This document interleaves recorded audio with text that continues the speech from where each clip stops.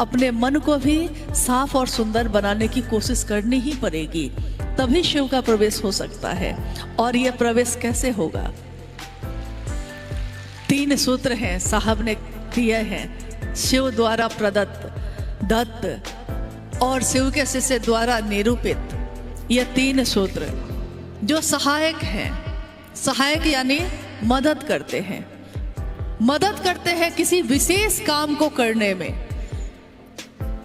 आप हमेशा इस काम को करते हैं, हम में से भी सारे लोग ये काम करते हैं। दया भी मांगते हैं महादेव से मन ही मन, शिव की चर्चा भी करते हैं, शिव को प्रणाम भी करते हैं।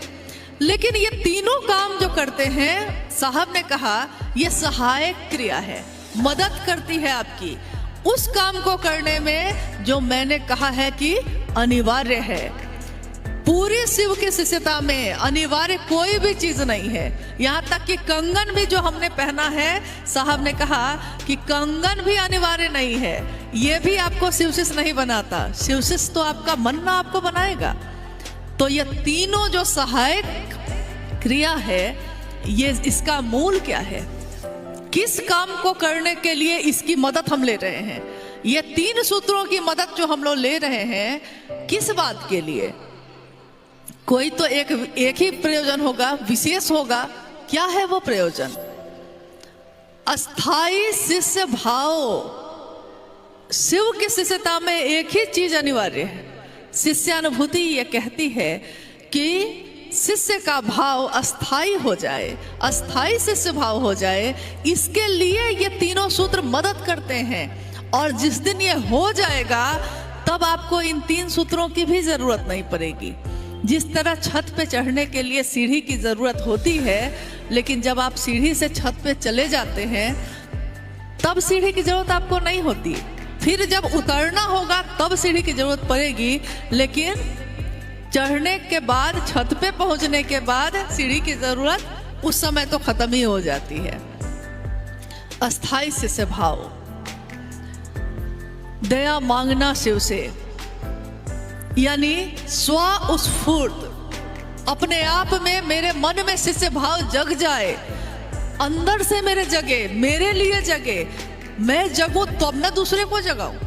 खुद ही नहीं जग रहे तो दूसरे को क्या जगाएंगे? तो स्वस्फूर्त शिष्य भाव के जागरण के लिए पहला सूत्र है, मन ही मन अपने गुरु शिव से ये दया की याचना करना, हे शिव आप मेरे गुरु हैं, मैं आपका शिष्य हूँ, मुझ शिष्य पर दया कर दीजिए।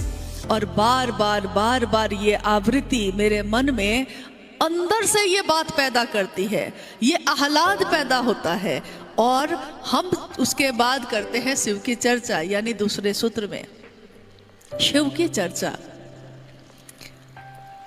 क्या है शिव की शिष्यता, क्या है शिव की चर्चा? शिव की बात करना, कैसी बात?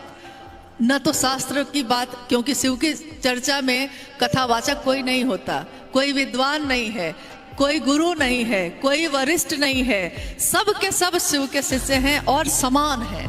हमेशा ये साहब ने अपनी पुस्तक में भी लिखा है और हमेशा चर्चाओं में कहा भी है कि शिव की शिष्यता में गुरु शिव होंगे, बाकी सब शिव के शिष्य होंगे, कोई वरिष्ठ नहीं होगा। अगुआ, पथ प्रदर्शक, वरिष्ठ, सब कुछ कौन होंगे? तो शिव होंगे और कोई नहीं होगा। आज ही नहीं, आने वाले मनवंतरों तक ऐसा ही होगा। शिव स्वयं रास्ता दिखाएंगे सबको। तो उन्होंने कहा कि शिव की बात, यानी हृदय से उठती हुई बात। सब अपनी अपनी अनुभूति कह रहे थे। और एक दिन साहब ने जो कहा, जब हम लोग ये सोच रहे थे कि एक कार्यशाला आयोजित होने वाली है रांची में, कौन क्या बोलेगा, किस विषय पे बोलेगा, इसके बारे में बातचीत चल रही थी। साहब ने जो मौन बैठकर सुन रहे थे, उन्होंने कहा, कितना ज्ञान लीजिएगा, कितना ज्ञान दीजिएगा, यानी कितना ज्ञान इकट्ठा करना है मन में और कितना देना है दूसरे के मन में, कितना, कभी तो इसका अंत होगा। तो उन्होंने कहा कि कितना ज्ञान दीजिएगा, कितना ज्ञान लीजिएगा। इसलिए शिव की बात है ये। अपने हृदय को खोलिए, मुक्त कंठ से जो आपको अपने महादेव के लिए लगता है वही बोलिए और वही सुनिए, क्योंकि वो प्रेम की गाथा है। ये शिव ज्ञान देते हैं तो शास्त्र आरेखित होते हैं, शिव ज्ञान देते हैं तब ना।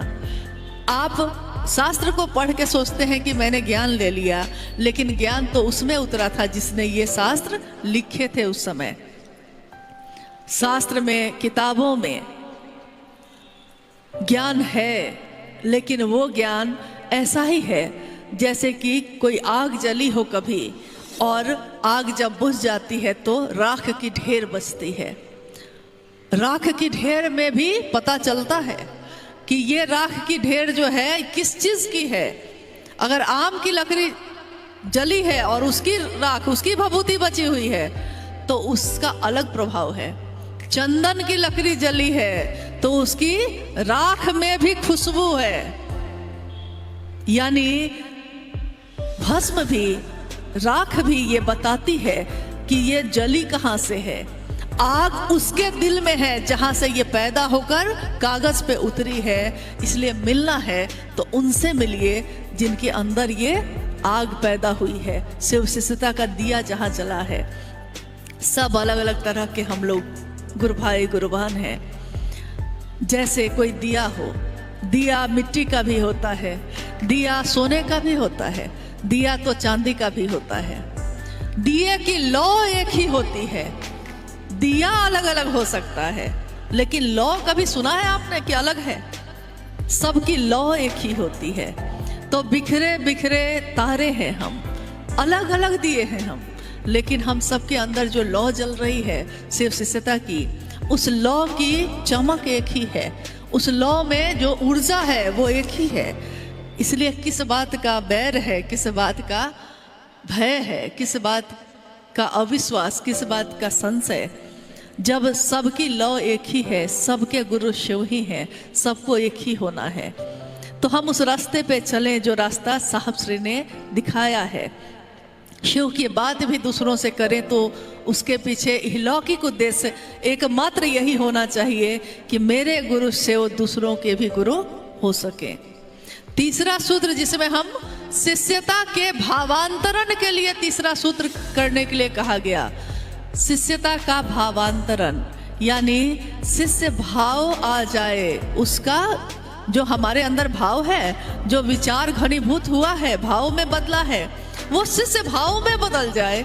इसके लिए शिव को प्रणाम करने का उपाय साहब ने कहा, अपने मन से महादेव को प्रणाम करिए। नमः शिवाय ऐसे भी कर सकते हैं।